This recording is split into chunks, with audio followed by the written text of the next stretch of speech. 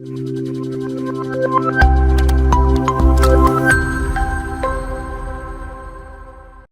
Every one. So unit 1 block 1 unit 1 ആണ് നമ്മൾ ഇന്ന് ഡിസ്കസ് ചെയ്യാൻ പോകുന്നത്. ആ ഒരു യൂണിറ്റിന്റെ ടൈറ്റിൽ ഇങ്ങനെയാണ്: social psychology, nature, scope and approaches. നമ്മൾ ഈ ഒരു എൻറ്റയർ യൂണിറ്റിൽ ഡിസ്കസ് ചെയ്യാൻ പോകുന്നത് എങ്ങനെയാണ് സോഷ്യൽ സൈക്കോളജി എമേർജ് ചെയ്ത് വന്നത്, എങ്ങനെയാണ് സോഷ്യൽ സൈക്കോളജി ഉണ്ടായത്, സോഷ്യൽ സൈക്കോളജിക്ക് നമ്മുടെ സൈക്കോളജിയിലെയും അതുപോലെ തന്നെ മറ്റ് മേഖലകളിലുള്ള പല പല ഫീൽഡുകളുമായിട്ട്, ഡിഫറെന്റ് ഫീൽഡ്സ് അല്ലെങ്കിൽ ഡിഫറെന്റ് സബ്ജക്റ്റുമായിട്ടുള്ള ഒരു കണക്ഷൻ എന്താണ് എന്നുള്ള കാര്യങ്ങളൊക്കെയാണ്. അതുപോലെ ഹിസ്റ്ററിക്കൽ പെർസ്പെക്റ്റീവ്, ഒരു social psychology through the history എങ്ങനെ ഡെവലപ്പ് ചെയ്തു, ഇന്ത്യയിൽ എത്തി നിൽക്കുമ്പോൾ സോഷ്യൽ സൈക്കോളജിക്കുള്ള ചേഞ്ചസ് എന്തൊക്കെയാണ്, ഇത്രയും കാര്യങ്ങളാണ് നമ്മൾ ഈ ഒരു ഇൻട്രൊഡക്ടറി യൂണിറ്റിൽ നമ്മൾ ഡിസ്കസ് ചെയ്യാൻ പോകുന്നത്. ഫസ്റ്റ് ഒരു ടോപ്പിക്കിലേക്ക് വരുന്നത് എന്താണ് സോഷ്യൽ സൈക്കോളജി എന്നുള്ളതാണ്. സോഷ്യൽ സൈക്കോളജിയിലേക്ക് കടക്കുന്നതിനേക്കാളും മുൻപ് ഞാൻ കുറച്ച് എക്സാമ്പിൾസ് പറഞ്ഞുതരാം നിങ്ങൾക്ക്. നമ്മളൊരു ഇന്റർവ്യൂവിന് ഡ്രസ്സപ്പ് ചെയ്ത് പോവാണ്. നമ്മൾ ഇന്റർവ്യൂവിന് ചെല്ലുന്ന സമയത്ത് അവിടെയുള്ള എല്ലാവരും നമ്മൾ ധരിച്ചിരിക്കുന്ന അതേ ടൈപ്പ് ഓഫ് ഡ്രസ്സ് തന്നെയാണ് ഇട്ടിരിക്കുന്നത്. ആ സമയത്ത് നമുക്ക് എന്തായിരിക്കും തോന്നുന്നുണ്ടാവുക? അതുപോലെ തന്നെ നമുക്കറിയാം, 2012 ഡിസംബർ 16 ഡൽഹിയിൽ നടന്ന വളരെ നമ്മളെ ഞെട്ടിച്ച ഒരു ഇൻസിഡന്റ് ആണ് നിർഭയ ഇൻസിഡന്റ് എന്ന് പറഞ്ഞ് ഉണ്ടായ ഒരു റേപ്പ് ഇൻസിഡന്റ്. അപ്പൊ ഇതിനെ തുടർന്ന് ഒരുപാട് രാജ്യങ്ങളിൽ അല്ലെങ്കിൽ നമ്മുടെ രാജ്യത്ത് തന്നെ പല സംസ്ഥാനങ്ങളിലും ആളുകൾ പ്രതിഷേധവുമായിട്ട് ഇറങ്ങിയിട്ടുണ്ടായിരുന്നു, ഈ ഒരു ഇൻസിഡന്റിനെ സപ്പോർട്ട് ചെയ്തിട്ട് അല്ലെങ്കിൽ അതിലെ വിക്ടിമിനെ സപ്പോർട്ട് ചെയ്തിട്ട്. ഇനി ഇത് കൂടാതെ ഇനി ഒരു എക്സാമ്പിൾ പറയുകയാണെങ്കിൽ, നമുക്കറിയാം നമ്മുടെ നാട്ടിൽ വളരെ ഫേമസ് ആയിട്ടുള്ള ലീഡേഴ്സ് ആണ് മഹാത്മാഗാന്ധി, അതുപോലെ തന്നെ മദർ തെരേസ, എബ്രഹാം ലിങ്കൺ. ഇവരെല്ലാം വളരെ ഫേമസ് ആയിട്ട് പലരെയും നമ്മൾ അഡ്മയർ ചെയ്യുന്ന, നമ്മൾ ഇഷ്ടപ്പെടുന്ന ലീഡേഴ്സ് ആണ് അല്ലെ. അപ്പോൾ ഈ സിറ്റുവേഷൻസിലൊക്കെ നമുക്ക് കോമൺ ആയിട്ട് കണക്ട് ചെയ്യാൻ പറ്റുന്ന ഒരു കാര്യം എന്ന് വെച്ചാൽ, ഈ നടന്ന കാര്യങ്ങളെല്ലാം അല്ലെങ്കിൽ ഈ വ്യക്തികൾ, ഇതെല്ലാം തന്നെ അല്ലെങ്കിൽ മറ്റൊരു വ്യക്തിയുടെ പെരുമാറ്റം, ഇതെല്ലാം നമ്മൾ ഒരുപാട് സ്വാധീനിക്കുന്നുണ്ട് അല്ലെങ്കിൽ ഇൻഫ്ലുവൻസ് ചെയ്യുന്നുണ്ട്. അപ്പൊ ഇത്തരത്തിലുള്ള കാര്യങ്ങളാണ് നമ്മൾ ഈ സോഷ്യൽ സൈക്കോളജി എന്നുള്ള സബ്ജക്ട് കൊണ്ട് നമ്മൾ ബേസിക്കലി അർത്ഥമാക്കുന്നത്. സോഷ്യൽ സൈക്കോളജി എന്ന് പറഞ്ഞു കഴിഞ്ഞാൽ how we feel about, think about and behave towards the people around us. നമ്മൾ എന്താണോ ചിന്തിക്കുന്നത്, നമുക്ക് എന്താണോ ഫീൽ ചെയ്യുന്നത്, നമ്മുടെ ഇമോഷൻസ്, നമ്മുടെ വികാരങ്ങളുമായിട്ട് ബന്ധപ്പെട്ടിട്ട് നമ്മൾ എങ്ങനെയാണ് മറ്റു വ്യക്തികളോട് ഒരു ബിഹേവ് ചെയ്യുന്നത്, എങ്ങനെ നമ്മൾ പെരുമാറുന്നു, ഇതാണ് സോഷ്യൽ സൈക്കോളജി.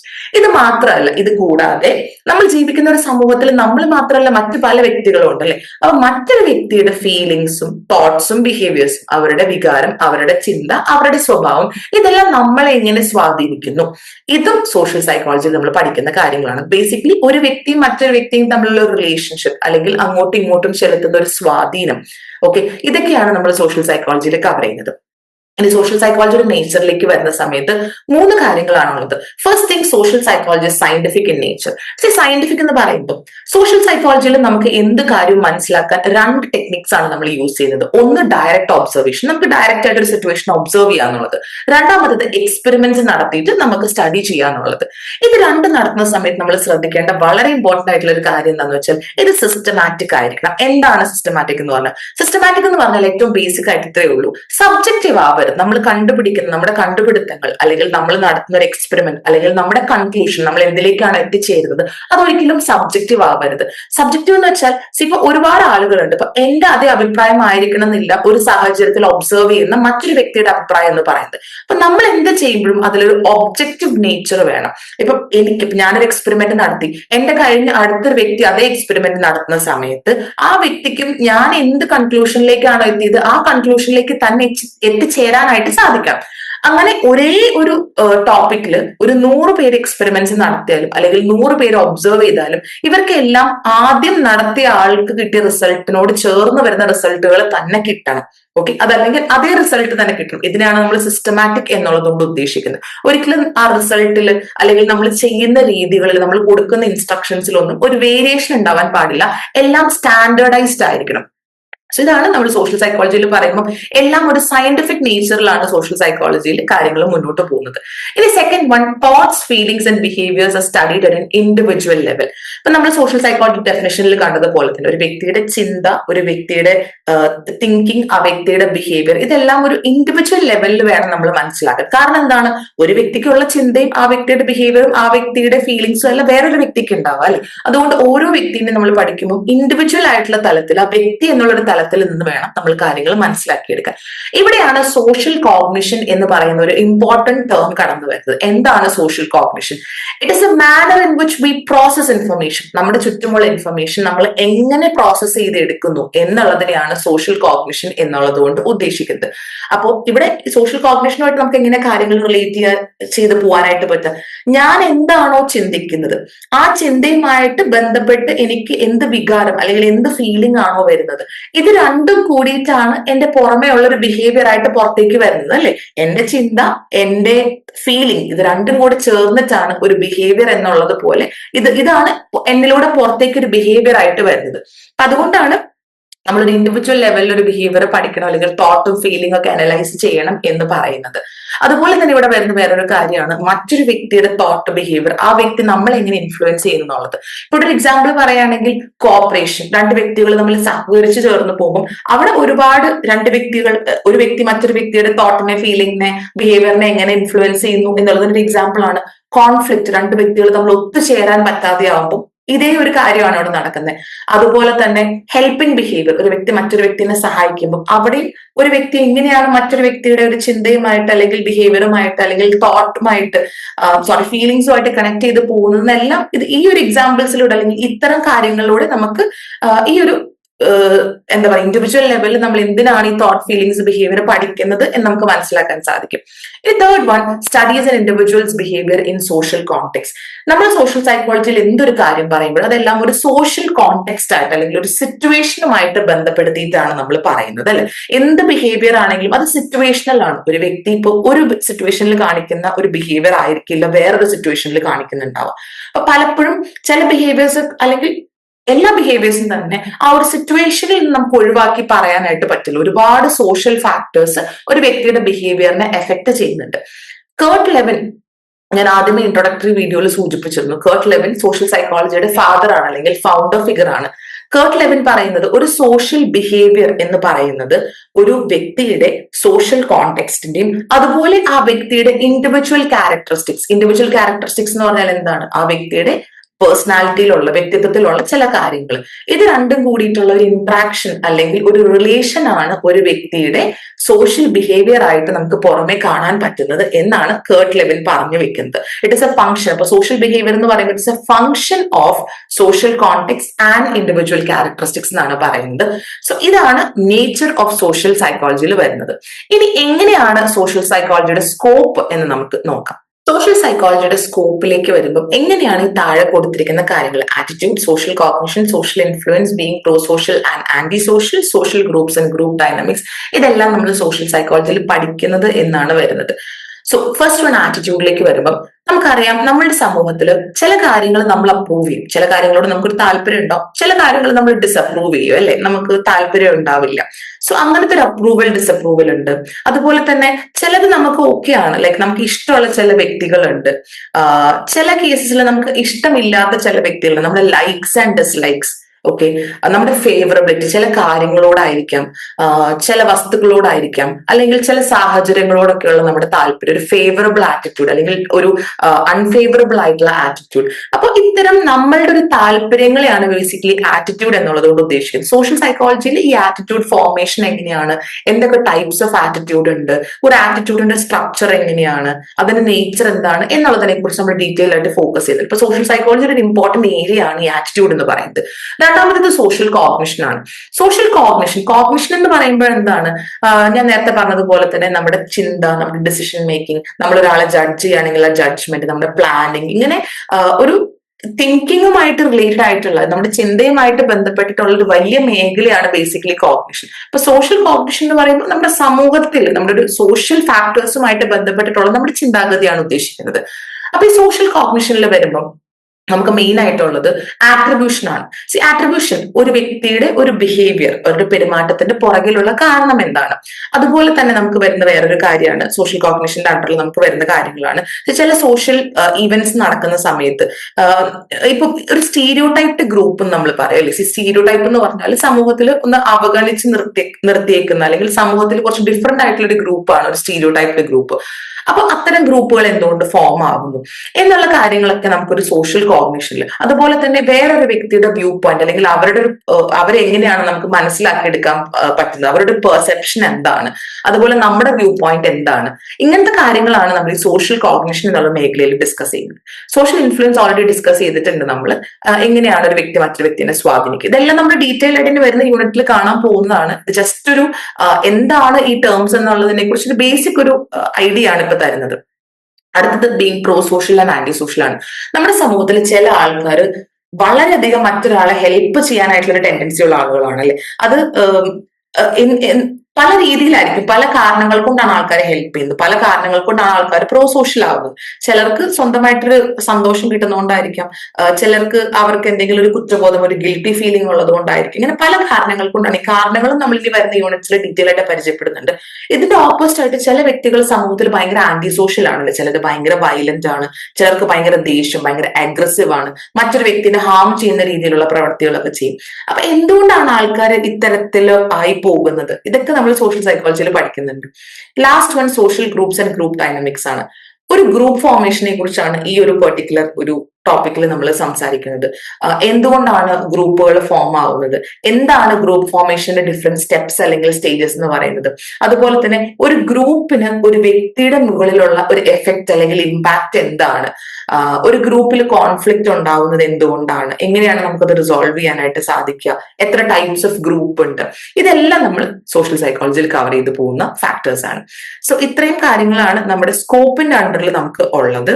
യെസ്, ഇനി നമ്മൾ historical development of social psychology ആണ് നോക്കാൻ പോകുന്നത്. നമ്മൾ എന്തൊരു കാര്യം മനസ്സിലാക്കുമ്പോഴും അതിന്റെ ഹിസ്റ്ററി, എവിടെ നിന്നാണ് അതിന്റെ ആ ഒരു ഉത്ഭവം ഉണ്ടായതെന്ന് മനസ്സിലാക്കേണ്ടത് വളരെ ഇമ്പോർട്ടന്റ് ആണ്. സോ ആ ഒരു ടോപ്പിക്കിലേക്കാണ് നമ്മൾ ഇനി മൂവ് ചെയ്യാൻ പോകുന്നത്.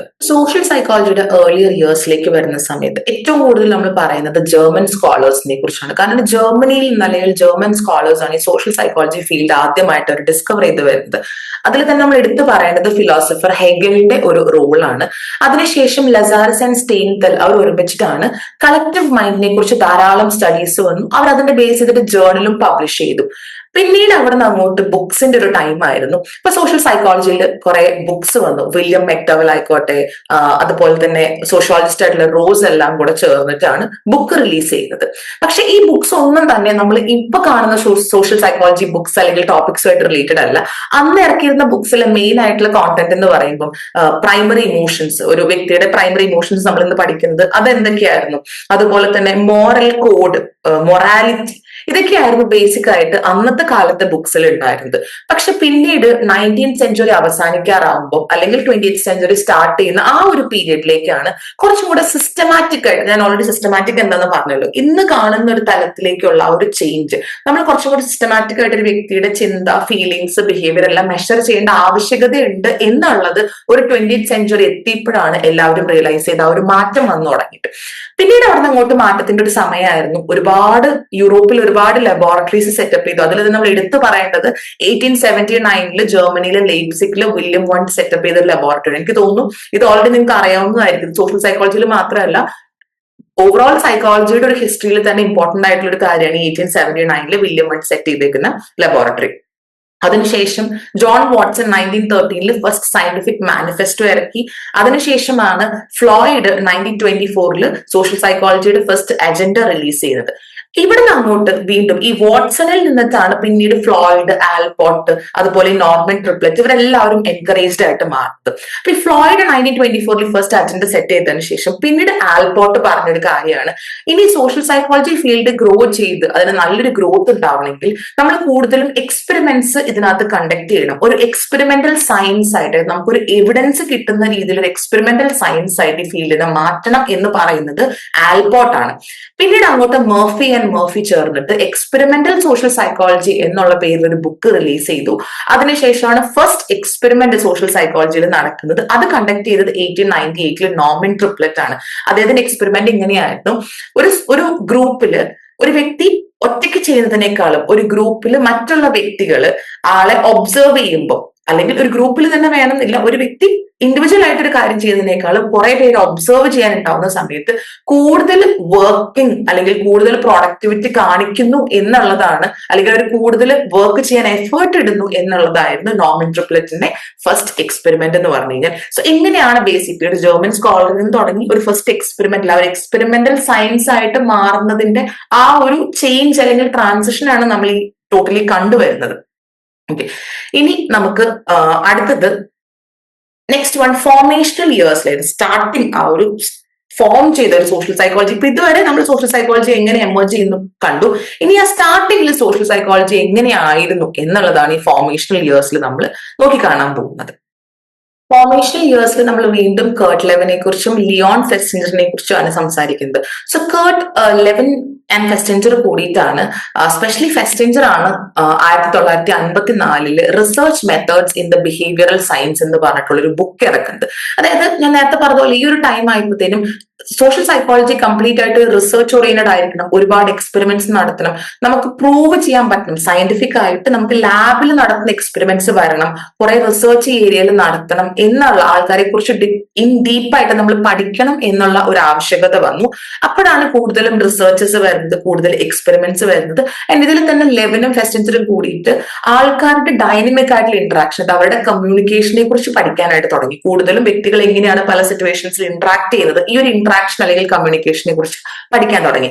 ഇവിടെ വെച്ചിട്ടാണ് മെയിൻ ആയിട്ടും ലെവൻ നമ്മളോട് പറയുന്നത്, അതായത് ഒരു വ്യക്തി ഇപ്പൊ സോഷ്യൽ സൈക്കോളജിയിൽ നമ്മളൊരു എക്സ്പെരിമെന്റ് കണ്ടക്ട് ചെയ്യുന്ന സമയത്ത് ആ എക്സ്പെരിമെന്റ് പ്രോപ്പർ ആയിട്ടുള്ള രീതിയിൽ നടക്കാൻ വേണ്ടിയിട്ട്, അതിന്റെ പ്രോപ്പർ ആയിട്ടുള്ള ഒരു രീതിയിൽ നടക്കാൻ വേണ്ടിയിട്ട് പലപ്പോഴും ഈ എക്സ്പെരിമെന്റ്സ് നടത്തപ്പെടുന്ന വ്യക്തിയിൽ നിന്ന്, അതായത് പാർട്ടിസിപ്പേറ്റ് ചെയ്യുന്ന പാർട്ടിസിപ്പൻസിൽ നിന്ന് നമ്മൾ ആ പേർപ്പസ്, എന്തിനു വേണ്ടിയിട്ടാണ് എക്സ്പെരിമെന്റ് നടത്തുന്നത് എന്നുള്ള ഒരു പേർപ്പസ് ഹൈഡ് ചെയ്ത് വെക്കേണ്ടതുണ്ട്.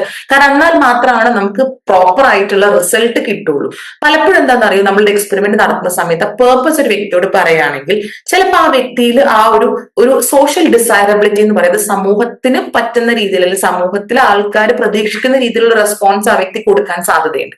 ഇത് അവോയ്ഡ് ചെയ്ത് ആക്ച്വൽ റിസൾട്ട് കിട്ടാൻ വേണ്ടിയിട്ടാണ് ഇങ്ങനത്തെ ഒരു കാര്യം ചെയ്യുന്നത്. ഇതേ സമയത്ത് തന്നെയാണ് ഒരു രണ്ടാം ലോക മഹായുദ്ധം വേൾഡ് വാർ 2 വരുന്നത്. വേൾഡ് വാർ 2 വന്നപ്പോൾ മുതൽ ഒരുപാട് എക്സ്പെരിമെന്റ്സ് നടത്താനായിട്ടുള്ള ഒരു സ്കോപ്പും കൂടിയിട്ടാണ് അവിടെ തെളിഞ്ഞു വന്നത്. ഈ ടൈമിലാണ് മേജർ ആയിട്ട് നമ്മൾ ഇന്നും സൈക്കോളജിയിൽ പഠിക്കുന്ന 2 എക്സ്പെരിമെന്റ്സ്, ഒന്ന് കൺഫോമിറ്റിയുടെ ഒരു എക്സ്പെരിമെന്റും രണ്ടാമത്തത് ഒബീഡിയൻസിന്റെ ഒരു എക്സ്പെരിമെന്റ്. കൺഫോമിറ്റിയുടെ സോളമൻ ആഷിന്റെയും മുസാഫർ ഷെരീഫിന്റെയും എക്സ്പെരിമെന്റ് വളരെ ഫേമസ് ആയിട്ട് ഇന്നും നമ്മൾ സൈക്കോളജിയിൽ ഇനി വരുന്ന യൂണിറ്റ്സിൽ നമ്മൾ പഠിക്കാൻ പോകുന്നതാണ്. അതുപോലെ തന്നെ ഒബീഡിയൻസിൽ മിൽഗ്രാമിന്റെയും സിംബാർഡോന്റെയും എക്സ്പെരിമെന്റും വളരെ ഫേമസ് ആണ്. സോ ഈ 2 എക്സ്പെരിമെന്റ്സും അന്ന് വേൾഡ് വാർ 2 ടൈമിൽ ഡെവലപ്പ് ചെയ്ത് തുടങ്ങിയതാണ്. അപ്പോഴാണ് ആ ഒരു വേൾഡ് വാർ 2 ഒരു വിക്ടിംസിൽ അല്ലെങ്കിൽ ആ ഒരു സിനാരിയോയിൽ ഈ എക്സ്പെരിമെന്റ് ഫസ്റ്റ് ടൈം ഇൻട്രൊഡ്യൂസ് ചെയ്യപ്പെട്ടത്.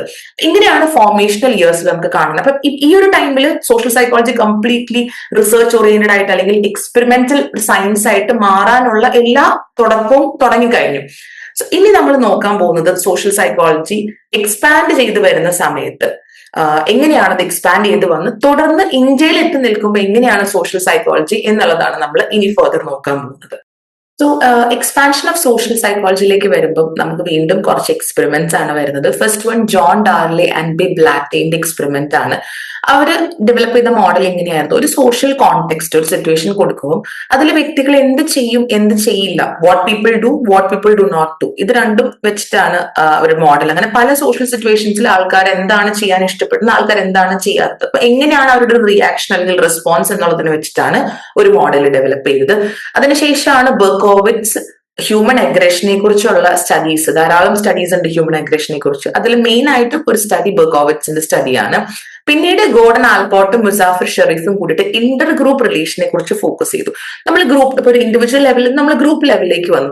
ഇന്റർ ഗ്രൂപ്പ് റിലേഷൻസിൽ ഫോക്കസ് ചെയ്യുന്നത് 2 ഗ്രൂപ്പ് തമ്മിൽ എഫക്റ്റീവ് ആയിട്ട് എങ്ങനെയാണ് നല്ല രീതിയിൽ ഒരു കമ്മ്യൂണിക്കേറ്റ് ചെയ്യുന്നത്, 2 ഗ്രൂപ്പ് തമ്മിൽ എങ്ങനെയാണ് ഒരുമിച്ച് പോകുന്നത്, ഈ ഗ്രൂപ്പ്സ് തമ്മിലുള്ള ഒരു പ്രോസസ്സ് അല്ലെങ്കിൽ ഇന്ററാക്ഷൻ എങ്ങനെയാണ് എന്ന് മനസ്സിലാക്കാൻ വേണ്ടിയിട്ടാണ്. അപ്പൊ ഇവിടെ തന്നെയാണ് നമ്മൾ ഈ ഡിസ്ക്രിമിനേഷൻ, ഞാൻ പറഞ്ഞതുപോലെ മാറ്റി നിർത്തപ്പെടുന്ന ഗ്രൂപ്പ്, അപ്പോൾ നമ്മുടെ സൊസൈറ്റിയിൽ മാറ്റി നിർത്തപ്പെടുന്ന ഗ്രൂപ്പ്, സ്റ്റീരിയോ ടൈപ്പ്, പ്രജുഡിസ്, ഇതിനൊക്കെ വെച്ചിട്ടുള്ള സ്റ്റഡീസ് വരുന്നതും ഈ ആൽപോർട്ടിന്റെയും ഷെരീഫിന്റെയും ഈ ഇന്റർ ഗ്രൂപ്പ് റിലേഷൻസിന്റെ സ്റ്റഡീസിനെ തുടർന്നിട്ടാണ് ഈ ഒരു സ്റ്റീരിയോ ടൈപ്പിനെ കുറിച്ചും പ്രജുഡിസിനെ കുറിച്ചൊക്കെ സ്റ്റഡീസ് വരുന്നത്. പിന്നീട് 20th സെഞ്ചുറിയിലേക്ക് വരുമ്പോൾ നമുക്ക് കുറച്ചും കൂടെ വ്യത്യസ്തമായിട്ടുള്ള ഡെവലപ്മെന്റ് കാണാൻ പറ്റും. ആ ടൈമിലാണ് ആറ്റിറ്റ്യൂഡിനെ കുറിച്ച്, അതുപോലെ തന്നെ കോഗ്നിറ്റീവ് ഡിസനൻസ് തിയറി, പിന്നെ പെർസുവേഷൻ എന്നുള്ള ഒരു കൺസെപ്റ്റിനെ കുറിച്ചൊക്കെ വന്നത്. പെർസുവേഷനെ കുറിച്ച് പറയുമ്പോൾ ഇപ്പോൾ നമ്മൾ സിനിമ കണ്ടുകൊണ്ടിരിക്കുന്ന സമയത്ത് ഈ സിനിമയുടെ ഇടയ്ക്ക് അല്ലെങ്കിൽ നമ്മൾ യൂട്യൂബിൽ ഒരുപാട് ആഡ്സ് വരും.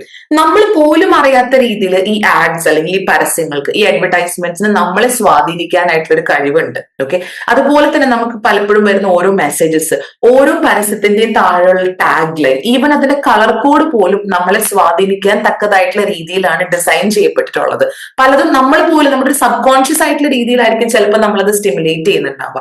അപ്പോൾ ഇതാണ് പെർസുവേഷൻ. എങ്ങനെയാണ് ഒരു ഓബ്ജക്റ്റ്, ഒരു വ്യക്തിക്കോ അല്ലെങ്കിൽ ഒരു എന്താ പറയാ, ഒരു ഇതുപോലെ പരസ്യങ്ങൾക്ക് അല്ലെങ്കിൽ ഒരു ഒബ്ജക്റ്റിനൊക്കെ നമ്മൾ ഇൻഫ്ലുവൻസ് ചെയ്യാനായിട്ട് അല്ലെങ്കിൽ നമ്മളുടെ ഒരു തീരുമാനത്തിന്, നമ്മുടെ ഡിസിഷനെ മാറ്റാനായിട്ട് സാധിക്കുക. അതാണ് പെർസുവേഷൻ കൊണ്ട് ഉദ്ദേശിക്കുന്നത്. അപ്പൊ ഇത്രയും കാര്യങ്ങളൊക്കെയാണ് സോഷ്യൽ സൈക്കോളജിയുടെ എക്സ്പാൻഷനിൽ ഉണ്ടായിരുന്ന മെയിൻ ആയിട്ടുള്ള ചേഞ്ചസ് എന്ന് പറയുന്നത്. അതിനുശേഷം ഈ അടുത്തടുത്ത് വരുമ്പോൾ സോഷ്യൽ സൈക്കോളജിയുടെ 21st സെഞ്ചുറിയിലേക്ക് എത്തി നിൽക്കുന്ന സമയത്ത് പിന്നെയും വ്യത്യസ്തങ്ങളായിട്ടുള്ള പഠനങ്ങൾ ഉണ്ടായി. ഒരു സോഷ്യൽ സിറ്റുവേഷൻ, ഒരു സോഷ്യൽ സാഹചര്യം കൊടുക്കുകയാണെങ്കിൽ ഈ സാഹചര്യത്തിന് നമ്മുടെ മുകളിലുള്ള ഹെൽത്ത്, നമ്മുടെ ഒരു ഹെൽത്തിന്റെയും നമ്മുടെ ഹാപ്പിനെസിന്റെയും മുകളിലുള്ള ഇൻഫ്ലുവൻസ് എന്താണ് അല്ലെങ്കിൽ ഇമ്പോർട്ടൻസ് എന്താണ് എന്നുള്ളത്. അപ്പൊ നമ്മൾ പറയുമല്ലോ, നെഗറ്റിവിറ്റി, പോസിറ്റിവിറ്റി. ചില സാഹചര്യങ്ങൾ നെഗറ്റീവാണ്, ചില ആൾക്കാർ നെഗറ്റീവാണ്, ചില സാഹചര്യങ്ങൾ വളരെ പോസിറ്റീവാണ്. അപ്പൊ ഇത്തരം കണ്ടുപിടുത്തങ്ങളൊക്കെ എമേർജ് ചെയ്യുന്നത് ഈ 21st സെഞ്ചുറിയിലാണ്. ഇവിടെയാണ് അതുപോലെ തന്നെ കൾച്ചർ, നമ്മുടെ ഒരു സംസ്കാരം, നമ്മൾ ആയിരിക്കുന്ന ഒരു കൾച്ചർ എങ്ങനെ നമ്മൾ ഇൻഫ്ലുവൻസ് ചെയ്യും എന്നുള്ള കാര്യങ്ങളൊക്കെ വന്നത്. പിന്നെ വീണ്ടും കണ്ടുപിടിക്കപ്പെട്ട ഒരു മേഖലയാണ് സോഷ്യൽ ന്യൂറോ സയൻസ് എന്ന് പറയുന്നത്. എന്താണ് സോഷ്യൽ ന്യൂറോ സയൻസ് എന്ന് പറഞ്ഞാൽ നമ്മുടെ സോഷ്യൽ ബിഹേവിയർ, നമ്മുടെ സോഷ്യൽ ബിഹേവിയർ എങ്ങനെയാണ് നമ്മുടെ ബ്രെയിനിനെ എഫക്ട് ചെയ്യുന്നത്, നമ്മുടെ ബ്രെയിനിനെ എങ്ങനെയാണ് ഇൻഫ്ലുവൻസ് ചെയ്യുന്നത് അല്ലെങ്കിൽ സ്വാധീനിക്കുന്നത്, അതുപോലെ നമ്മുടെ ബ്രെയിനിൽ നടക്കുന്ന ആക്ടിവിറ്റീസ് എങ്ങനെയാണ് നമ്മുടെ സോഷ്യൽ ബിഹേവിയറിനെ ഇൻഫ്ലുവൻസ് ചെയ്യുന്നത്. അപ്പൊ ടൂ വേ ആണ്. നമ്മുടെ ബ്രെയിനിലെ ആക്ടിവിറ്റീസ് എങ്ങനെ നമ്മുടെ സോഷ്യൽ ബിഹേവിയർ, നമ്മുടെ പെരുമാറ്റത്തിനെ സ്വാധീനിക്കുന്നു, നമ്മുടെ പെരുമാറ്റം എങ്ങനെയാണ് നമ്മുടെ ബ്രെയിനിലുള്ള ചില പ്രോസസ് അല്ലെങ്കിൽ ആക്ടിവിറ്റീസിന് മാറ്റം കൊണ്ടുവരുന്നത്. ഇത് രണ്ടും പഠിക്കാനാണ് ഈ സോഷ്യൽ ന്യൂറോ സയൻസ് എന്ന് പറയുന്ന ഒരു മേഖല ഇൻട്രൊഡ്യൂസ് ചെയ്യപ്പെട്ടത്. ഇനി വീണ്ടും നമ്മൾ വരുമ്പം കുറച്ചും കൂടെ ഇന്ത്യയിൽ സോഷ്യൽ സൈക്കോളജി വന്നപ്പോൾ എന്തൊക്കെ മാറ്റങ്ങളാണ്. ഇപ്പൊ ഇതുവരെ നമ്മൾ തന്നെ ഇപ്പൊ പഠിക്കുന്നുണ്ട് കൾച്ചറൽ ഡിഫറൻസ് അല്ലെ, വെസ്റ്റേൺ കൾച്ചർ, ഇന്ത്യൻ കൾച്ചർപരമായിട്ട് ഒരുപാട് വ്യത്യാസമുണ്ട്. അപ്പൊ social psychology western side, Germany, European സൈഡിൽ നിന്ന് എമേർജ് ചെയ്തിട്ട്, ആ ജർമ്മൻ സ്കോളേഴ്സിൽ നിന്ന് എമേർജ് ചെയ്ത് ഇപ്പൊ ഇന്ത്യയിൽ വന്ന് നിൽക്കുന്ന സമയത്ത് എന്തൊക്കെ തരത്തിലുള്ള മാറ്റങ്ങൾ ഈ ഒരു സോഷ്യൽ സൈക്കോളജി ഫീൽഡിൽ വന്നിട്ടുണ്ട് എന്നുള്ളത് നമുക്കിനി നോക്കാം. ഇന്ത്യയിലേക്ക് കടന്നു വരുമ്പം കുറച്ചും കൂടെ ലെസ് സയന്റിഫിക് ആയിട്ടുള്ള ഒരു രീതിയാണ് സോഷ്യൽ സൈക്കോളജിക്ക് നമുക്ക് ആദ്യം കാണാൻ സാധിക്കുന്നത്. സോഷ്യൽ സൈക്കോളജിയിൽ ഇന്ത്യയിൽ വരുമ്പം ഏറ്റവും ഇമ്പോർട്ടന്റ് ആയിട്ടുള്ള ഒരു വ്യക്തി എൻ സെൻ ഗുപ്തയാണ്. Because 1928 introduction to social psychology എന്ന് പറഞ്ഞ ഫസ്റ്റ് ബുക്ക് പബ്ലിഷ് ചെയ്യുന്നത് എൻ സെൻ ഗുപ്തയാണ്. ഇദ്ദേഹമാണ് കൽക്കട്ട യൂണിവേഴ്സിറ്റിയിലെ first psychology department first chairman ആയിരുന്നു. എൻ സെൻ ഗുപ്ത വളരെ ഫേമസ് ആയിട്ട്, നമുക്ക് ഇന്ത്യൻ സൈക്കോളജിയിൽ വരുമ്പോൾ വളരെ ഫേമസ് ആയിട്ടുള്ള ഒരു ഫിഗർ ആണ് എൻ സെൻ ഗുപ്തയുടെ. ഇനി ഇന്ത്യയിലേക്ക് വരുമ്പോൾ കുറച്ചും കൂടെ എന്താ പറയാ, ഇന്ത്യനൈസ്ഡ് ആയിട്ടുള്ള രീതിയിൽ അല്ലെങ്കിൽ കൾച്ചറിന് പ്രാധാന്യം കൊടുക്കുന്ന രീതിയിൽ കുറച്ച് സ്റ്റഡീസ് ആണ് നമുക്ക് കാണാനായിട്ട് സാധിക്കുക. ഇപ്പൊ ഫോർ എക്സാമ്പിൾ റേസ്, അതായത് നമ്മുടെ കളർ വേരിയേഷൻസ്, അല്ലെങ്കിൽ കാസ്റ്റ് റിലേറ്റഡ് ആയിട്ടുള്ള ഒരു ജാതി, ആ ഒരു റിലേറ്റഡ് ആയിട്ടുള്ള കുറച്ച് എങ്ങനെയാണ് ആ ഒരു ഫീലിങ്സ്, അതിനെ കുറിച്ചിട്ടൊക്കെയാണ് നമ്മൾ ഇന്ത്യൻ സൈക്കോളജിയിൽ അല്ലെങ്കിൽ ഇന്ത്യൻ ലെവലിൽ സോഷ്യൽ സൈക്കോളജിയിൽ നമ്മൾ ഡിസ്കസ് ചെയ്യുന്നത്. അതുപോലെ തന്നെ ഡിസ്ക്രിമിനേഷൻ അല്ലെങ്കിൽ പ്രെജുഡിസ് അല്ലെങ്കിൽ സ്റ്റീരിയോ ടൈപ്സ്, ഇതൊക്കെയാണ് നമ്മൾ ഡിസ്കസ് ചെയ്യുന്നത്. അതുപോലെ തന്നെ ഇന്ത്യയിലേക്ക് സോഷ്യൽ സൈക്കോളജിയിൽ വന്നപ്പോൾ കൂടുതൽ അതൊരു സൈക്കോളജിക്കൽ അവയർനെസ് ആയിട്ട് മാറി. ഇപ്പം ഹെൽത്തിനെ കുറിച്ച്, ഫാമിലി പ്ലാനിങ്ങിനെ കുറിച്ചുള്ള ഒരു അവയർനെസ് കൊടുക്കുന്നതും സോഷ്യൽ സൈക്കോളജിയുടെ ഒരു ഭാഗമായിട്ട് വന്നു ഇത് ഇന്ത്യയിൽ എത്തി നിൽക്കുമ്പോൾ. ഇനി നമുക്ക് ചില സോഷ്യൽ സൈക്കോളജിയിലെ ചില എക്സ്പെരിമെന്റ്സ് അല്ലെങ്കിൽ ചില തിയറീസ് വെസ്റ്റേൺ കൾച്ചറിൽ നിന്ന് ഇൻസ്പയർഡ് ആയിട്ടുള്ളതാണ്. ചിലത് നമ്മളിൽ നിന്ന്, നമ്മൾ ഇന്ത്യനൈസ്ഡ് ആയിട്ടുള്ള ആൾക്കാരിൽ നിന്ന് ഇൻസ്പിറേഷൻ ഉൾക്കൊണ്ട് വെസ്റ്റേണിലേക്ക് പോയിട്ടുള്ള ചില കാര്യങ്ങളുണ്ട്. ഫോർ എക്സാമ്പിൾ, ഇപ്പം ജമുന പ്രസാദ് എന്ന് പറയുന്ന ഒരു വ്യക്തി, ആള് ബാർലെറ്റ്, അത് വെസ്റ്റേൺ കൾച്ചറിൽ നിന്നാണ് ഈ ബാർലെറ്റ് വരുന്നത്. അപ്പൊ ബാർലെറ്റിന്റെ ഒരു റീകൺസ്ട്രക്റ്റീവ് മെമ്മറിയിൽ നിന്ന് ഇൻസ്പയർഡ് ആയിട്ടാണ് ജമുന പ്രസാദ് ആളുടെ തിയറീസ് എല്ലാം കൊണ്ടുവന്നത്. അതുപോലെ തന്നെ ഇന്ത്യയിലുള്ള ദുർഗാനന്ദ് സിൻഹയുടെ കുറച്ച് തിയററ്റിക്കൽ ഫൈൻഡിങ്സിൽ നിന്ന് ഇൻസ്പിറേഷൻ ഉൾക്കൊണ്ടുകൊണ്ടാണ് വെസ്റ്റേൺ കൾച്ചറിലുള്ള ലിയോൺ ഫെസ്റ്റിൻഡർ അദ്ദേഹത്തിന്റെ കോഗ്നിറ്റീവ് ഡിസണൻസ് തിയറി ഡെവലപ്പ് ചെയ്യുന്നത്. അപ്പൊ ഇത്തരത്തിൽ നമുക്ക് കൾച്ചർ അക്രോസ് കൾച്ചേഴ്സുകളിൽ കുറച്ച് തിയറീസും കുറച്ച് കൺക്ലൂഷൻസും കാര്യങ്ങളൊക്കെ നമുക്ക് കാണാനായിട്ട് സാധിക്കും. സോ ഇതാണ് ബേസിക്കലി ഇന്ത്യയിൽ വരുന്ന സോഷ്യൽ സൈക്കോളജിയുടെ ഒരു ഗ്രോത്ത് എന്ന് പറയുന്നത്. അതുപോലെ തന്നെ കൂടുതലും പ്രാധാന്യം കൊടുത്തൊരു കാര്യമാണ് അച്ചീവ്മെന്റ് മോട്ടിവേഷൻ എന്ന് പറയുന്നത് കേട്ടോ. അതിനെ മെഷർ ചെയ്യാനായിട്ട് ഒരുപാട് സൈക്കോളജിക്കൽ അസസ്മെന്റ്സും ഡെവലപ്പ് ചെയ്തിരുന്നു. സോ ഇത്രയും കാര്യങ്ങളാണ് സോഷ്യൽ സൈക്കോളജി ഇൻ ഇന്ത്യയിൽ നമ്മൾ ഡിസ്കസ് ചെയ്യുന്നത്. ഇനി എന്താണ് സോഷ്യൽ സൈക്കോളജിക്ക് മറ്റ് ഫീൽഡ്സുമായിട്ടുള്ള റിലേഷൻഷിപ്പ്, എങ്ങനെയാണ് മറ്റ് സയൻസസുമായിട്ട് റിലേറ്റഡ് ആയിട്ടുള്ളത് എന്ന് നമ്മൾ നോക്കാം. ഫസ്റ്റ് ഫീൽഡ് എന്ന് പറയുന്നത് ആന്ത്രോപോളജിയാണ്. ആന്ത്രോപോളജി എന്ന് പറഞ്ഞാൽ എന്താണ്? സ്റ്റഡി ഓഫ് ഹ്യൂമൻ കൾച്ചർ ആണ്. ഒരു കൾച്ചർ എന്ന് പറയുമ്പോൾ ഒരു കൂട്ടം ആളുകളുടെ, ഒരു ഗ്രൂപ്പ് ഓഫ് ആൾക്കാരുടെ ഷെയർഡ് ആയിട്ടുള്ള ബിലീഫ്സ് ആണ്, അല്ലെങ്കിൽ ഷെയർഡ് ആയിട്ടുള്ള ഐഡിയാസ് ആണ് ഒരു കൾച്ചർ ഫോം ചെയ്യുന്നത്.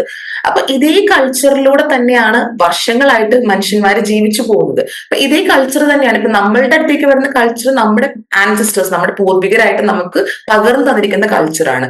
അപ്പൊ ഈ കൾച്ചറാണ്, ഈ കൾച്ചറിൽ നിന്നിട്ടാണ് നമുക്ക് പലപ്പോഴും ഒരു സോഷ്യൽ ബിഹേവിയർ വരുന്നത്, അല്ലെങ്കിൽ നമുക്ക് കിട്ടിയിട്ടുള്ള കാര്യങ്ങളിൽ നിന്നാണ് നമ്മളൊരു സോഷ്യൽ ബിഹേവിയർ നമ്മൾ പ്രൊഡ്യൂസ് ചെയ്യുന്നത്. അതുകൊണ്ട് തന്നെ ഈ കൾച്ചർ മനസ്സിലാക്കുക, ഒരു ബിഹേവിയർ മനസ്സിലാക്കാൻ എന്നുള്ളത് വളരെ ഇമ്പോർട്ടന്റ് ആണ്. അങ്ങനെയാണ് ആന്ത്രോപോളജിയും സോഷ്യൽ സൈക്കോളജിയും ക്ലോസ്ലി റിലേറ്റഡ് ആയിട്ടുള്ളത്.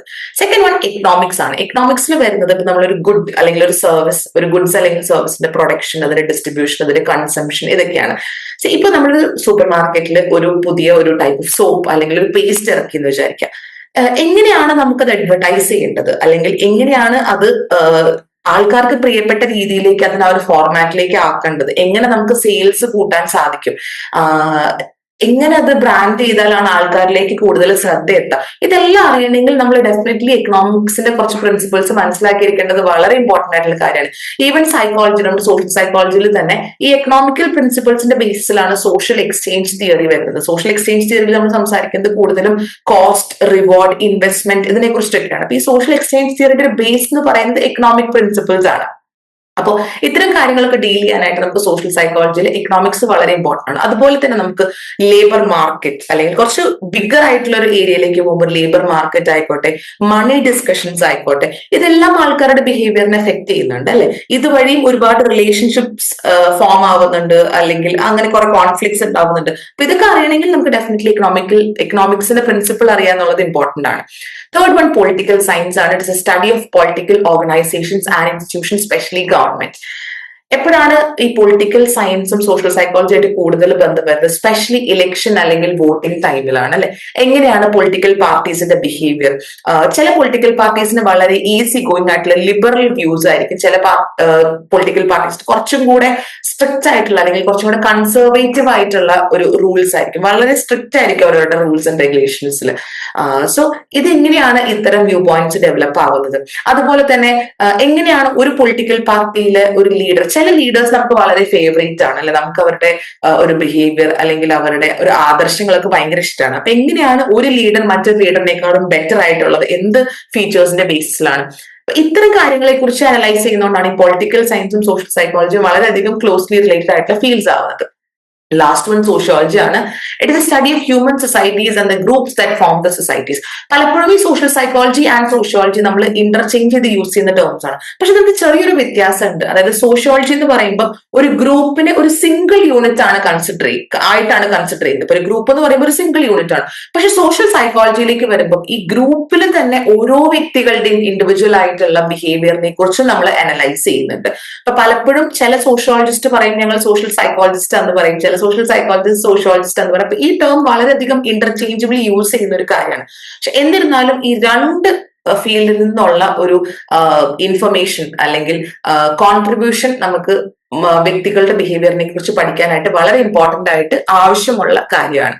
സോ ഈ 4 ഫീൽഡുമാണ് സൈക്കോളജിക്ക് പുറമെ സോഷ്യൽ സൈക്കോളജിയുമായിട്ട് ക്ലോസ്ലി റിലേറ്റഡ് ആയിട്ടുള്ള ഫീൽഡ്സ് എന്ന് പറയുന്നത്. ഇനി സൈക്കോളജിയിൽ വരുമ്പോൾ നമുക്ക് ഇമ്പോർട്ടന്റ് ആയിട്ട് വരുന്ന ബ്രാഞ്ചസ് ആണ് biological psychology, clinical psychology, cognitive psychology, developmental psychology and personality psychology.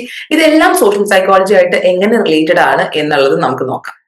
So biological സൈക്കോളജിയിലേക്ക് വരുന്ന സമയത്ത് നമുക്കറിയാം ബയോളജിക്കൽ സൈക്കോളജി അല്ലെങ്കിൽ ഫിസിയോളജിക്കൽ സൈക്കോളജിയിൽ വരുന്ന കാര്യങ്ങൾ എന്തൊക്കെയാണ്.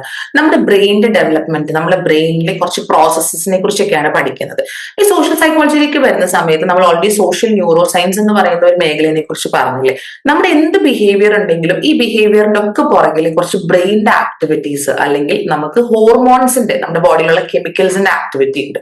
ഒന്ന് ആലോചിച്ച് നോക്കുക, നമ്മുടെ ബ്രെയിൻ സ്റ്റോപ്പ് ആയി കഴിഞ്ഞാൽ നമുക്ക് ചിന്തിക്കാൻ പറ്റില്ല. അപ്പൊ ബ്രെയിൻ ഡെഡ് ആയി കഴിഞ്ഞാൽ നമുക്ക് ചിന്ത സംഭവിക്കില്ല. അപ്പൊ എപ്പോഴും ഈ ബയോളജിക്കൽ, നമ്മുടെ ഓരോ ചിന്തയുടെയും പുറകിൽ ഉള്ള ഈ ബയോളജിക്കൽ ആയിട്ടുള്ള അല്ലെങ്കിൽ ബ്രെയിനിന്റെ ആക്ടിവിറ്റി ഈ സോഷ്യൽ സൈക്കോളജിസ്റ്റിന് പഠിക്കേണ്ടതായിട്ടുണ്ട്. അപ്പൊ അതുകൊണ്ടാണ് biological psychology and social psychology വളരെ ക്ലോസ്ലി റിലേറ്റഡ് ആയിട്ട് ഉള്ളത്. സെക്കൻഡ് വൺ ക്ലിനിക്കൽ സൈക്കോളജിയാണ്. നമ്മൾ ക്ലിനിക്കൽ സൈക്കോളജിയിൽ സംസാരിക്കുന്നത് അബ്നോർമൽ ബിഹേവിയറിനെ കുറിച്ചും സോഷ്യൽ സൈക്കോളജിയിൽ പഠിക്കുന്നത് നോർമൽ ബിഹേവിയറിനെ കുറിച്ചാണ്. അപ്പോൾ ഒരു നോർമൽ ബിഹേവിയർ എന്താണ്, അബ്നോർമൽ ബിഹേവിയർ എന്താണ്, ഇതിനെക്കുറിച്ച് ആദ്യം നമുക്കൊരു ക്ലിയർ കട്ട് അണ്ടർസ്റ്റാൻഡിങ് വേണ്ടേ. അതുകൊണ്ട് തന്നെ നമ്മൾ സോഷ്യൽ സൈക്കോളജിയിൽ ഒരു നോർമൽ ബിഹേവിയർ എന്താണെന്നും ക്ലിനിക്കലിൽ അതിന്റെ തന്നെ ഒരു അബ്നോർമൽ ലെവൽ എങ്ങനെയാണ് എന്നുള്ളത് നമ്മൾ മനസ്സിലാക്കി എടുക്കേണ്ടതുണ്ട്. കാരണം ചില സമയത്ത് നമുക്ക് തന്നെ ഒരു ഡൗട്ടാണ്, ചില ബിഹേവിയേഴ്സ് അത് അബ്നോർമൽ ആണോ നോർമൽ ആണോ. ചിലപ്പോൾ ചില കൾച്ചർ, ചില സംസ്കാരത്തിൽ നോർമലൈസ്ഡ് ആയിട്ട് നമ്മൾ കണക്കാക്കുന്ന ബിഹേവിയർ വേറൊരു സംസ്കാരത്തിൽ ചിലപ്പോൾ നോർമൽ ആയിരിക്കില്ല. ഇപ്പൊ ചെറിയൊരു എക്സാമ്പിൾ പറയുകയാണെങ്കിൽ, നമ്മുടെ നാട്ടിലെ സംസ്കാരത്തിൽ നമുക്ക് ഉപയോഗിക്കാൻ പറ്റുന്ന, ഇപ്പൊ ചില ലഹരി ആണെങ്കിൽ നമുക്ക് ഉപയോഗിക്കാൻ പറ്റാത്തതുണ്ട്. അത് ഉപയോഗിക്കുന്നവരെ പോലും അബ്നോർമൽ ആയിട്ടാണ് കൺസിഡർ ചെയ്യുന്നത്. പക്ഷെ ചില രാജ്യങ്ങൾ അല്ലെങ്കിൽ ചില സംസ്കാരങ്ങളിൽ ലഹരി ഉപയോഗിക്കുക എന്നുള്ളത് അവിടെ വളരെ നോർമലൈസ്ഡ് ആയിട്ടുള്ള ഒരു കാര്യമാണ്, ലീഗലും ആണ്. അപ്പൊ ഇത്തരത്തിലുള്ള ഇതൊരു എക്സാമ്പിൾ ആണ്. ചില വ്യത്യാസങ്ങൾ വരുന്നത് നമ്മൾ മനസ്സിലാക്കിയിരിക്കുക എന്നുള്ളത് ഇമ്പോർട്ടന്റ് ആണ്. എന്നാലാണ് ഒരു സോഷ്യൽ സൈക്കോളജിസ്റ്റിന് വളരെ സ്മൂത്ത് ആയിട്ട് പ്രവർത്തിക്കാനായിട്ട് സാധിക്കുകയുള്ളൂ. ഇനി third one cognitive സൈക്കോളജിയാണ്.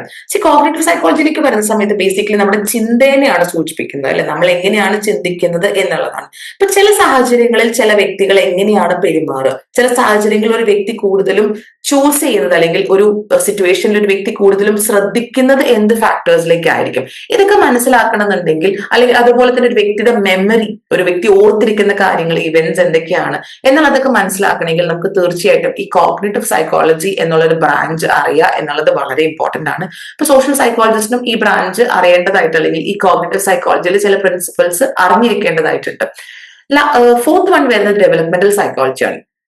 Developmental psychology എന്ന് പറഞ്ഞാൽ ഒരു കുഞ്ഞ് ജനിച്ചു ഫ്രം ബർത്ത് തൊട്ട് ഡെത്ത് വരെ, ഒരു മരണം സംഭവിക്കുന്നത് വരെ ഓരോ ഏജിലും എന്തൊക്കെ ഡെവലപ്മെന്റൽ ഒരു വളർച്ചയുടെ പാറ്റേണിലൂടെയാണ് കടന്നു പോകുന്നത് എന്നുള്ളതാണ്. അപ്പൊ സാധാരണ ഡെവലപ്മെന്റൽ സൈക്കോളജിസ്റ്റ് കൂടുതലും കുട്ടികളിലാണ് ഫോക്കസ് ചെയ്യുന്നത്. കാരണം ഒരു കുട്ടിയിൽ നിന്നാണ് പിന്നീട് ഏജ്ഡ് ആയിട്ട് അവർ പോകുന്നത്. അപ്പൊ കൂടുതലും കുട്ടികൾക്കാണ് ഫോക്കസ് കൊടുക്കുന്നത്.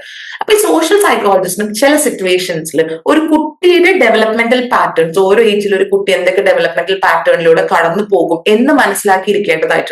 ഫോർ എക്സാമ്പിൾ, ഒരു ഇമോഷന്റെ കാര്യം ആയിക്കോട്ടെ, ഒരു സോഷ്യൽ സ്മൈൽ, ഒരു കുട്ടി ഏത് പ്രായത്തിലാണ് ചിരിച്ചു തുടങ്ങുക, മറ്റുള്ള വ്യക്തികളെ കാണുമ്പോൾ ഒരു കുട്ടി ഏത് പ്രായത്തിലാണ് ഇന്ററാക്ട് ചെയ്ത് തുടങ്ങുക, ഒരു കുട്ടിക്ക് ഇമോഷൻസ് ഡെവലപ്പ് ചെയ്യുന്നത് ഏത് പ്രായത്തിലാണ്, എത്രത്തോളം ഇമോഷണൽ റെഗുലേഷൻ ഒരു കുട്ടികൾക്ക് വേണ്ടുന്നതായി ആവശ്യമായിട്ടുണ്ട്, ഇത്തരം കാര്യങ്ങളൊക്കെ മനസ്സിലാക്കേണ്ടത് ഒരു സോഷ്യൽ സൈക്കോളജിസ്റ്റിനും ഇമ്പോർട്ടന്റ് ആയിട്ടുള്ള കാര്യമാണ്. അതുകൊണ്ടാണ് ഡെവലപ്മെന്റൽ സൈക്കോളജിയും സോഷ്യൽ സൈക്കോളജിയും ഹാൻഡ് ഇൻ ഹാൻഡ് ആയിട്ട് മുന്നോട്ട് പോകുന്നത്. ലാസ്റ്റ് വൺ ആണ് പേഴ്സണാലിറ്റി സൈക്കോളജി. ഒരു വ്യക്തിനെ ഒരു വ്യക്തിപരമായിട്ടുള്ള ലെവലിൽ അവരുടെ ഒരു ഇൻഡിവിജ്വൽ ക്യാരക്ടറിസ്റ്റിക്സ്, ട്രേറ്റ്സ്, അവരുടെ സ്വഭാവത്തിന്റെ ഘടകങ്ങളാണ് ബേസിക്കലി പേഴ്സണാലിറ്റി സൈക്കോളജിയിൽ ഡീൽ ചെയ്യുന്നത്.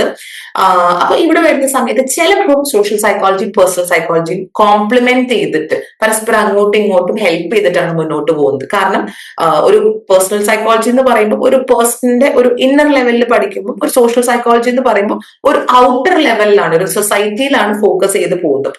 ഒരു കാര്യം ഇന്നർ ലെവലിൽ നോക്കുന്നു, മറ്റൊരു കാര്യം ഒരു ഔട്ടർ ലെവലിൽ നോക്കുന്നു. പക്ഷെ ചില സമയത്ത് പേഴ്സണാലിറ്റി സൈക്കോളജിയും സോഷ്യൽ സൈക്കോളജിയും ചെയ്തിട്ട് അവർ അങ്ങോട്ടും ഇങ്ങോട്ടും മത്സരിച്ചിട്ടാണ് മുന്നോട്ട് പോകുന്നത്. കാരണം എന്താണെന്ന് വെച്ചാൽ ഇപ്പോഴും നമുക്കുള്ളൊരു ഡൗട്ടാണ്, നമ്മൾ ശരിക്കും ഒരു സോഷ്യൽ സാഹചര്യം, ഒരു സിറ്റുവേഷനെയാണോ മനസ്സിലാക്കേണ്ടത്, അതേ ഒരു വ്യക്തിയാണോ മനസ്സിലാക്കേണ്ടത്? അപ്പൊ ഒരു വ്യക്തിക്കാണോ ഇമ്പോർട്ടൻസ്, ഒരു പേഴ്സൺ ആണോ ഇമ്പോർട്ടൻസ്, ഒരു സിറ്റുവേഷൻ സാഹചര്യത്തിനാണ് ഇമ്പോർട്ടൻസ് എന്നുള്ളത് ഇപ്പോഴും നമുക്കൊരു ക്ലാരിറ്റി ഇല്ലാത്തൊരു കേസാണ്. അപ്പൊ ചില സിറ്റുവേഷനിൽ വ്യക്തിക്കായിരിക്കും ഇമ്പോർട്ടൻസ്, ചില സിറ്റുവേഷനിൽ ഒരു സോഷ്യൽ സിറ്റുവേഷൻ ആയിരിക്കും ഇമ്പോർട്ടൻസ്.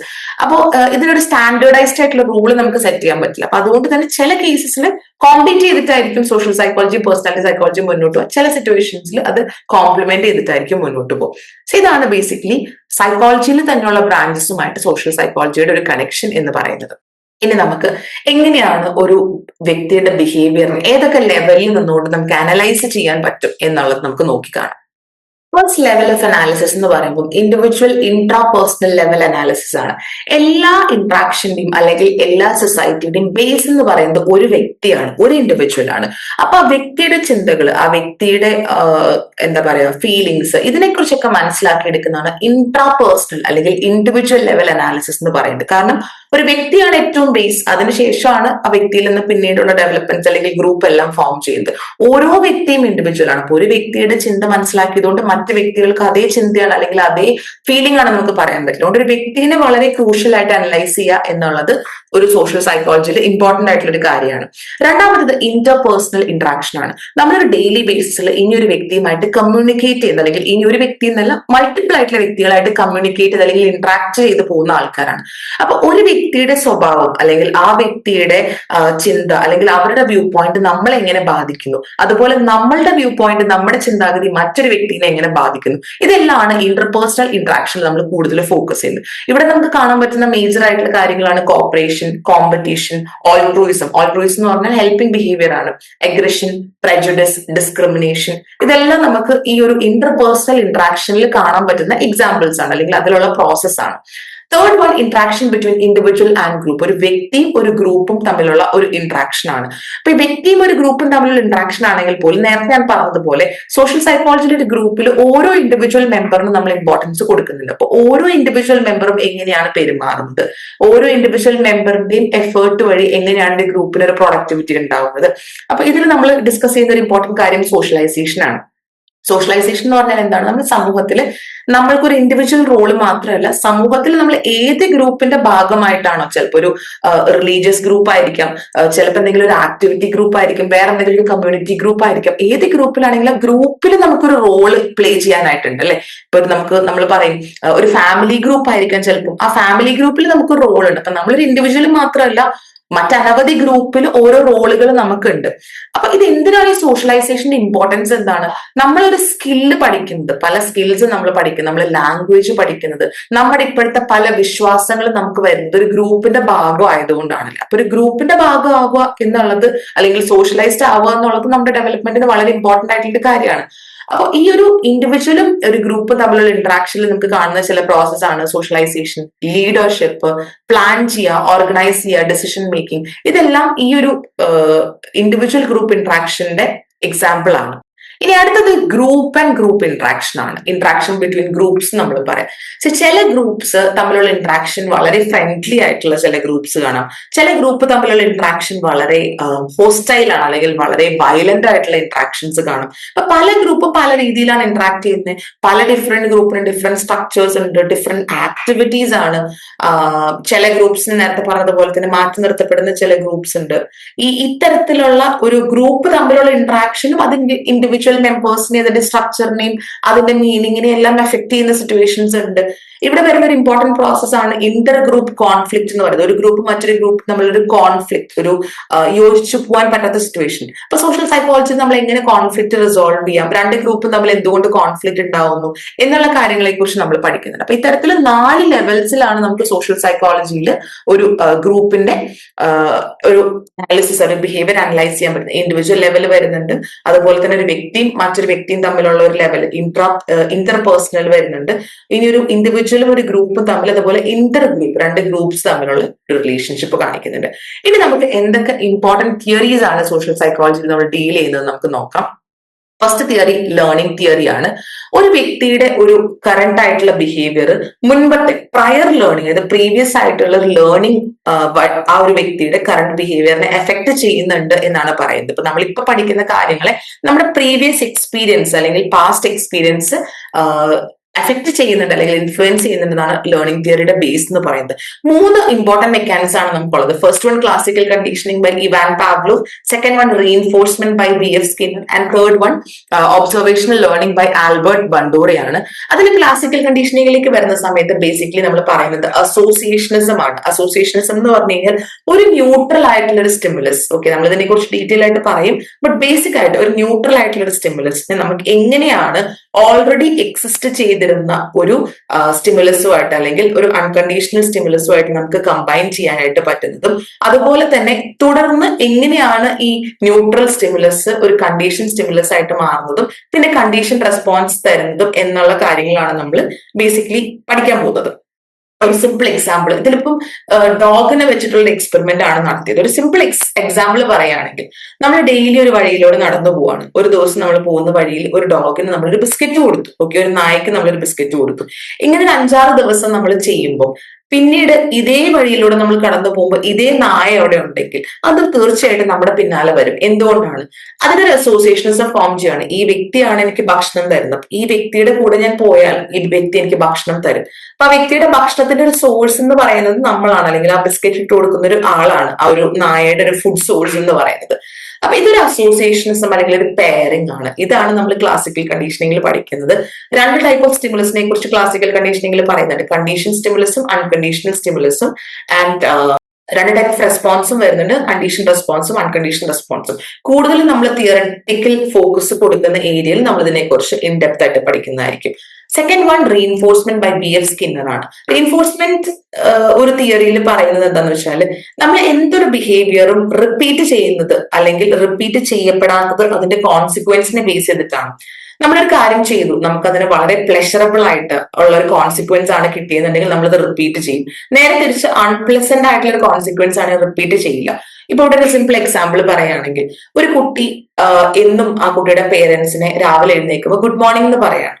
ഓക്കെ, അപ്പൊ ഗുഡ് മോർണിംഗ് പറയുന്ന സമയത്ത് തിരിച്ച് ആ പേരന്റ് ആ കുട്ടീനോട് ചിരിക്കുന്നു, അല്ലെങ്കിൽ കുറെ ദിവസം ഗുഡ് മോർണിംഗ് പറഞ്ഞു കഴിയുമ്പോൾ കുട്ടിക്ക് ഒരു ഗിഫ്റ്റ് കൊടുക്കുന്നു.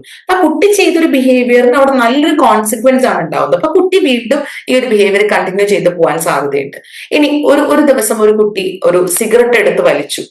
അപ്പൊ അത് കണ്ടു നിൽക്കുന്ന പേരന്റ് ആ കുട്ടീനെ തല്ലി, അല്ലെങ്കിൽ വളരെയധികം ആ കുട്ടീനെ ചീത്ത പറഞ്ഞു. അപ്പൊ അൺഫേവറബിൾ കോൺസിക്വൻസ് ആണ്. അപ്പൊ കുട്ടി പിന്നീട് അങ്ങോട്ട് ഈ ബിഹേവിയർ കണ്ടിന്യൂ ചെയ്യില്ല. അപ്പൊ ഈ കോൺസിക്വൻസ് ബേസ്ഡ് ആയിട്ടുള്ള ലേണിംഗ് ആണ് ഈ ഒരു ഓപ്പറന്റ് കണ്ടീഷനിങ്ങിൽ ഉള്ളത്. ഇനി ഒബ്സർവേഷൻ കണ്ടീഷനിങ്ങിൽ ബേസിക്കലി റോൾ മോഡലിനെ ബേസ് ചെയ്തിട്ടുള്ള ലേണിങ്ങിനെ കുറിച്ചാണ് നമ്മൾ പറയുന്നത്. അവിടെ നമ്മൾ സമൂഹത്തിൽ ഇനിയൊരു വ്യക്തിനെ കണ്ടിട്ട് നമ്മൾ പഠിക്കുന്നു. ഓക്കെ, അപ്പൊ മറ്റൊരു വ്യക്തിയാണ് നമ്മുടെ ഒരു ഇൻഫർമേഷന്റെ ഒരു ബേസിക് സോഴ്സ് ആയിട്ടുള്ളത്. നമ്മളിപ്പോ പലപ്പോഴും ചില വ്യക്തികൾ സമൂഹത്തിൽ സിനിമാ താരങ്ങളെ കോപ്പി ചെയ്യാനായിട്ട് ശ്രമിക്കുന്നവരുണ്ട്. അതല്ലെങ്കിൽ മറ്റൊരു വ്യക്തിയെ പോലെ ആവണം എന്ന് ഒരുപാട് ആഗ്രഹിക്കുന്നവരുണ്ട്. ചിലപ്പോൾ നമ്മൾ തന്നെ ചില കാര്യങ്ങൾ നമ്മുടെ പേരൻസിൽ നിന്നായിരിക്കും കണ്ടുപഠിക്കുന്നുണ്ടാവുക, നമ്മുടെ ഫ്രണ്ട്സിൽ നിന്ന് നമ്മൾ കോപ്പി ചെയ്യുന്ന കാര്യങ്ങളുണ്ട്. ഈ ഒരു ഇമിറ്റേഷൻ അല്ലെങ്കിൽ റോൾ മോഡലിംഗ് ആണ് ഒബ്സർവേഷണൽ ലേണിംഗിൽ വരുന്നത്. ഇത് നമുക്കൊരു പ്രത്യേകിച്ച് ഒരു എക്സ്റ്റേണൽ റീഇൻഫോഴ്സ്മെന്റ്, അതൊരു എന്തെങ്കിലും കാരണവശാൽ നമുക്ക് റീഇൻഫോഴ്സ്മെന്റ് കിട്ടുകയാണ്. ഒരാളുടെ ബിഹേവിയർ നമ്മൾ കോപ്പി ചെയ്തു, ആ ബിഹേവിയർ നിലനിർത്തിക്കൊണ്ടു പോകാനായിട്ട് നമുക്ക് എന്തെങ്കിലും റിവാർഡ് കിട്ടുവാണെങ്കിൽ കൂടുതൽ ബിഹേവിയർ നിലനിർത്തിക്കൊണ്ടു പോകും. അല്ലെങ്കിലും ചിലപ്പോൾ ഒരു ഒരു റീഇൻഫോഴ്സ്മെന്റ് ഇല്ലാതെ നമ്മൾ ചില ബിഹേവിയർ കണ്ടിന്യൂ ചെയ്ത് പോകാനായിട്ടുള്ള സാധ്യതകളുണ്ട്. സോ ഇതൊക്കെയാണ് ബേസിക്കലി നമുക്ക് തിയററ്റിക്കൽ ഫോക്കസിൽ ലേണിംഗ് തിയറീസിന്റെ അണ്ടറിൽ വരുന്നത്. ഇനി നമുക്ക് അടുത്തത് ഒരു തിയറി ഫോക്കസ് ആണ്, ഒരു സോഷ്യൽ എക്സ്ചേഞ്ച് തിയറി എന്ന് പറയുന്നത്. സോഷ്യൽ എക്സ്ചേഞ്ച് തിയറിയിൽ നമുക്ക് വരുന്നതെന്ന് പറഞ്ഞു കഴിഞ്ഞാൽ, നമ്മളെല്ലാവരും ഒരു സോഷ്യൽ ഇന്ററാക്ഷനിലേക്ക് വരുമ്പോൾ എപ്പോഴും ഒരു പ്ലഷർ ആഗ്രഹിക്കുന്ന അല്ലെങ്കിൽ ചില സോഷ്യൽ റിവാർഡ്സ് എക്സ്പെക്ട് ചെയ്യുന്ന ആൾക്കാരാണ്, അല്ലെ? ഇപ്പൊ സോഷ്യൽ റിവാർഡ് എന്ന് പറഞ്ഞാൽ എന്താണ്?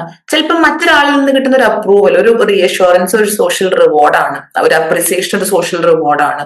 ചിലപ്പോൾ നമുക്ക് കിട്ടുന്ന എന്തെങ്കിലും സ്റ്റേറ്റസ്, ഇനി ഒരാളുടെ കൂടെ ചേർന്ന് കിട്ടുന്ന ഒരു പവർ അല്ലെങ്കിൽ സ്റ്റേറ്റസ് ഒരു സോഷ്യൽ റിവാർഡാണ്. ചില ടൈമിൽ നമുക്ക് കിട്ടുന്ന ചില ഗിഫ്റ്റ്, ഒരു goods and services, money benefits, ഇതൊക്കെ ഒരു സോഷ്യൽ റിവാർഡാണ്.